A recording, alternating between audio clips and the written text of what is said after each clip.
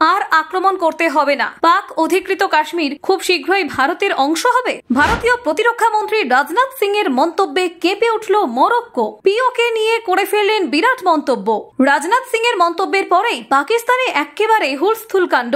রাজনাথের দাবি, পাক অধিকৃত কাশ্মীর খুব শীঘ্রই ভারতের অংশ হবে। মরক্কো সফরে প্রতিরক্ষা মন্ত্রীর সাফ কথা, পিওকে ভারতেরই হবে। পহেলগাঁও হামলার পর জোরালো দাবি, পাকিস্তান অধিকৃত কাশ্মীরের ভবিষ্যৎ দেখা হচ্ছে ভারতের সঙ্গে। ট্রাম্পের শুল্কের প্রশ্নে রাজনাথের সংযমী উত্তর, বড় মন ও বড় হৃদয়ের নীতি। পাক অধিকৃত কাশ্মীরকে নিয়ন্ত্রণ করতে আক্রমণ নয়, কৌশল ও সময়ই করবে কাজ। পাকিস্তান ভারত সংঘাতের কৌশলগত দিক স্পষ্ট করলেন প্রতিরক্ষা মন্ত্রী। ভবিষ্যতে পিওকে ভারতের অংশ হবে। আন্তর্জাতিক মঞ্চে কি তবে স্বীকৃতি আসছে? দেখুন, ভারতের প্রতিরক্ষা মন্ত্রী রাজনাথ সিং পাকিস্তান অধিকৃত কাশ্মীর খুব শীঘ্রই ভারতের অংশ হবে বলে দাবি করেছেন। তিনি বলেন, এর জন্য কোনো সামরিক অভিযান চালানোর প্রয়োজন পড়বে না। তার বক্তব্য অনুযায়ী পাক অধিকৃত কাশ্মীরের মানুষরাই স্বতঃস্ফূর্তভাবে ভারতের সঙ্গে যুক্ত হওয়ার দাবি তুলেছেন। প্রতিরক্ষা মন্ত্রী দুদিনের সফরে মরক্কোয় গিয়েছিলেন এবং সেখানে বসবাসকারী ভারতীয় নাগরিকদের সঙ্গে আলাপচারিতার সময় এই বিষয়টি স্পষ্ট করেছেন। রাজনাথ সিং বলেন, পাক অধিকৃত কাশ্মীর খুব শীঘ্রই ভারতের অংশ হবে। তিনি আরো বলেন, 5 বছর আগে কাশ্মীর উপত্যকায় ভারতীয় সেনার এক অনুষ্ঠানে আমি জানিয়েছিলাম যে পাক অধিকৃত কাশ্মীর দখল করতে আমাদের আক্রমণ করার প্রয়োজন নেই, ওটা এমনিতেই আমাদের হয়ে যাবে। তিনি উল্লেখ করেন, সেই দিন আসতে চলেছে যখন পাক অধিকৃত কাশ্মীর বলবে যে তারা ভারতের অংশ। এর আগে ভারত বারবার পাক অধিকৃত কাশ্মীরকে নিজেদের অবিচ্ছেদ্য অংশ হিসেবে দাবি করেছে। কেন্দ্রের শাসক দল বিজেপি নেতা ও মন্ত্রীরা নানান সময় এই দাবি করেছেন। বিশেষ করে পহেলগাঁওয়ের সন্ত্রাসবাদী হামলার পরে এই দাবি আরো জোরদার হয়েছে। ভারতের বিদেশ মন্ত্রী এস জয়শঙ্কর বলেছিলেন, পিওকে কখনোই ভারতের বাইরের অংশ ছিল না, এটি ভারতেরই অংশ।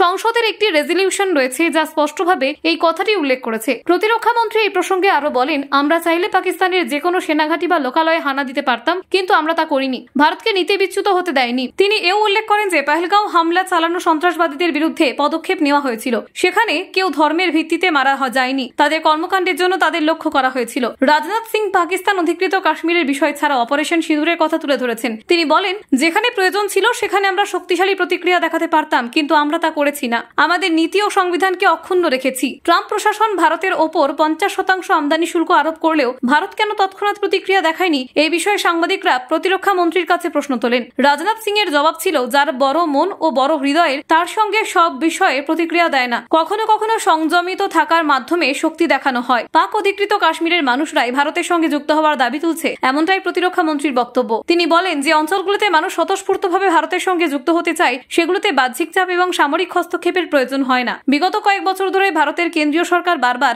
আন্তর্জাতিক মঞ্চে পাক অধিকৃত কাশ্মীরকে ভারতের অংশ হিসেবে উল্লেখ করেছে। রাজনাথ সিং এর এই মন্তব্য সেই ধারাবাহিকতার আরো শক্তিশালী করেছে। তিনি বলেন, ভবিষ্যতে বিশ্বের বিভিন্ন দেশ এই সত্য স্বীকার করবে যে পিওকে ভারতের অবিচ্ছেদ্য অংশ। রাজনাথ সিং এর মরক্কো সফরে ভারতীয় প্রবাসীদের সঙ্গে সাক্ষাৎকার কালে তাদের নিরাপত্তা এবং কল্যাণ বিষয়ে আশ্বাস দিয়েছেন। তিনি বলেন, ভারতীয় নাগরিকরা বিশ্বের যে কোনো দেশে থাকুক না কেন, তাদের সুরক্ষা ও স্বার্থ সংরক্ষণের জন্য সরকার সর্বদা প্রস্তুত। পাকিস্তান অধিকৃত কাশ্মীরের ভারতীয় অংশে মিলিত হওয়ার বিষয়ে রাজনাথের বক্তব্য কেবল প্রতিরক্ষা দৃষ্টিকোণ নয়, বরং কূটনৈতিক ও রাজনৈতিক প্রেক্ষাপটকেও স্পষ্ট করে। Bureau report, Bangla digital TV.